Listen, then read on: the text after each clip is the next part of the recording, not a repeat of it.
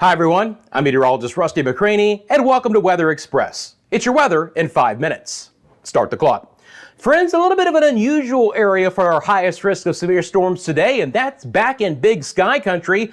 Portions of Montana under an enhanced risk for severe storms. It's a 3 out of 5 on the SPC scale. A large slight risk area for a big portion of the Intermountain West through the high plains, and then a marginal risk for portions of the southern plains and even an area into the southeast. But we'll start off in Montana today. That enhanced risk area includes Helena, the Great Falls area, back towards Billings. Look, the main threat with these storms are going to be some 75-mile-an-hour winds and some very large ping pong to baseball size hail. I can't rule out an isolated tornado threat, but the main threat's going to be that large hail and the really strong winds. Severe storm headed towards the Billings area. Again, large hail associated with that. Additional severe storms developing across I-25 and the eastern sides of Wyoming right now towards the Casper area. Those are moving off to the east. These will all fill in towards Colorado, Denver east to the eastern side of Colorado and into the plains the deeper into this Friday that we go. Currently, we have 2 severe thunderstorm watches. Again, looking at those watches, winds of up to 75 miles an hour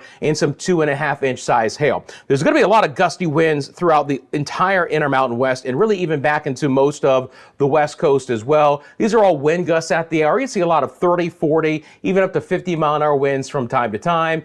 All of this, of course, moving off towards the east. We'll swing back over to the northeast, where it's been a nice day from New York City towards New England. Thunderstorms are beginning to move back into portions of the southern Great Lakes and into the Ohio River Valley. So these are not severe, but we do have some active storms from places like Columbus, Cincinnati, Ohio, back towards Lexington, Kentucky. And then really through the Tennessee Valley, we're going to get the opportunity for a few severe storms. That's where the other marginal risk area is. Now, they've really not ramped up yet. They're more of that special weather statement variety with winds of 40 to 50 miles an hour, but portions of I-65 back into central sides of Alabama with an opportunity for some isolated severe storms. Another area could include I-95 back into the Carolinas and your typical scattered variety for southern Georgia back into Florida. Temperatures there right now, as you would imagine this time of the year, 80s and 90s. It's even hotter back into Arizona, New Mexico, and West Texas. We have some triple-digit heat there as we begin to dry out. This area of mid-level rotation in Missouri will be moving to the east. It's going to keep all the wet weather here, and then we're going to get, again, more severe storms coming off of the high plains in the coming days. The heat will continue through portions of Nevada, California, and again, southern sides of Arizona, Phoenix today, well over 100 for a daytime high.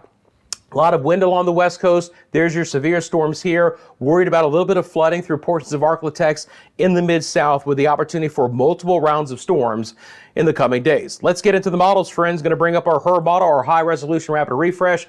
Appreciate you taking a quick second and liking this video and subscribing to the channel. Let's break down how this is going to play out over the weekend and then look at the day-by-day severe weather chance. First of all, for the eastern half of the United States, things stay very active. This area of mid-level low rotation in the Midwest right now will kick through the Ohio Valley and the Appalachians, eventually headed towards the Delmarva Peninsula, but it's going to bring scattered showers and storms, maybe not severe, but just a lot of rain, very widespread from the northeast all the way back to the Delmarva Peninsula, the Appalachians, the mid-Atlantic states. It's going to be a fairly wet weekend ahead. The most active storms will be back through the high plains and into the central and the southern plains. Notice that push south. Look at these storms. This is going to be a big wind event developing tomorrow, Saturday in Nebraska, and then moving into Kansas and Oklahoma into Sunday with more additional showers and a few thunderstorms headed back into the western Great Lakes. Places like Minneapolis, Green Bay, Milwaukee could get wet and stormy, but probably not severe. But